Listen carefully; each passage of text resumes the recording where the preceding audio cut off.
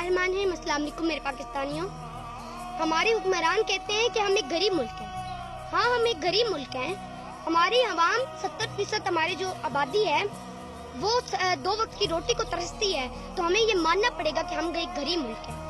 जब IMF से कर्ज लेना हो, जब गरीब का आटा चीनी पेट्रोल महंगा करना हो, जब बजट में गरीब के मुंह से आखिरी नवाला छीना हो, तो हमें ये मानना पड़ेगा कि हम एक गरीब मुल्क हैं। तुम्हें क्या खबर, तुम तो मेरे मुल्क के जज हो ना, तुम तो मेरे गरीब मुल्क के जर्नैल हो ना, तुम तो मेरे मुल्क के DSI हो ना, तुम तो मेरे मुल्क के DP हो ना, तुम तो मेरे मुल्क के सियासतदान हो ना। तुम्हें क्या खबर, जब एक बाप खाली जेब लेकर घर जाता है तो बेटी पूछती है अब्बा आज दूध नहीं लाए, तो वो बाप आंखें चुरा लेता है क्योंकि उसके पास दूध नहीं, अल्फाज भी नहीं होते।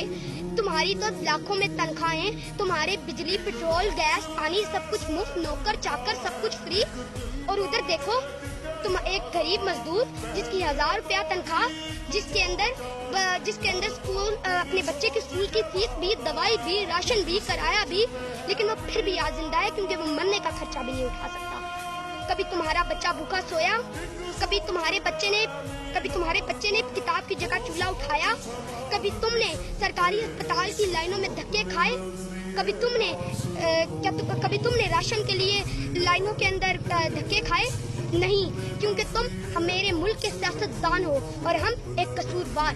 और आखिर पे मैं अपनी कौम को ये बताना चाहूंगी कि अब हम इनकी मजीद अयाशियां बर्दाश्त नहीं करेंगे। अब हम इनकी मजीद शाह खर्चियां नहीं देखेंगे। अब बस इनसे हमें हिसाब लेना पड़ेगा, अब हमें इनसे सवाल करने पड़ेंगे।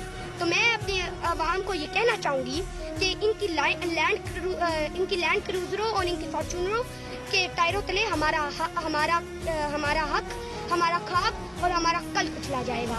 अब हमें मजीद बर्दाश्त नहीं करेंगे, और अब वरना तो हमारा मुकद्दर से फुटपाथ रह जाएगा और उनके महल और बड़े हो जाएंगे। शुक्रिया।